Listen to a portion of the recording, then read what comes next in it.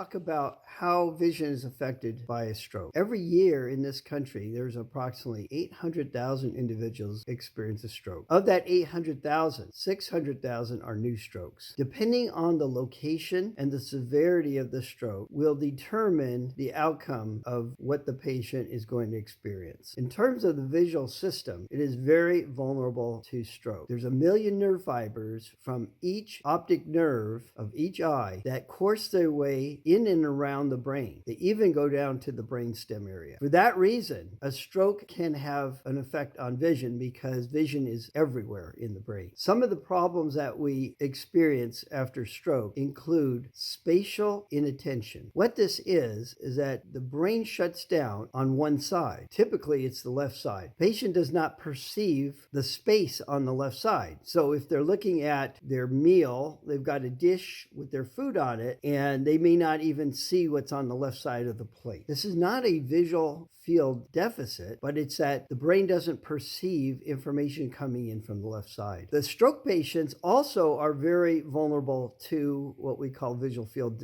defects. And this is where a certain part of the brain is compromised, and on that side where vision is being directed, it's being affected as well. The difference between visual, spatial inattention and a visual field defect is that it's coming from different areas of the brain and different processes are being affected. So you can actually have both of these entities at one time. I'm fortunate to have hospital privileges at two major hospitals where we see patients who've had strokes. And about 90% of my patient base is a stroke patient. In the hospital setting, there's a lot that can be done at the very outset to start the rehabilitation process. If the patient has a problem with judging space on the left side, we'll do activities to direct them over to the left side and start to wake up the brain. So the visual spatial inattention in many cases can be broken down within the first few months after having a stroke. The visual field deficit, however, is much more involved in terms of longevity, and it may be permanent. The interesting thing, though, is that if we sustain a visual field deficit, therapy can help to rehabilitate and teach the patient to use the areas that are still performing quite well in the visual field, and they learn how to use them more significantly, and this would be basically helping them to rehabilitate. We also look at ocular control of the eye movements. After stroke, oftentimes patients will report that they're having difficulty moving their eyes, or it's uncomfortable to move their eyes. This is oculomotor dysfunction. Now, we can rehabilitate this area through therapy as well. Depth perception is affected, and the ability to navigate space is affected by all of these things that we've discussed so far. Mobility skills can be retrained, and we use these special lenses called prisms to help retrain the ability to navigate space. What a prism does is it directs light into a certain part of the retina, and the retina gets activated, sends information to the brain in a specific area, and allows the brain to start to get more stimulation in that area. Prisms can be very effective tools, but they need to be dispensed and prescribed by one who has the knowledge and the background to do so. Neurooptometrists are well trained in this area. Double vision can also be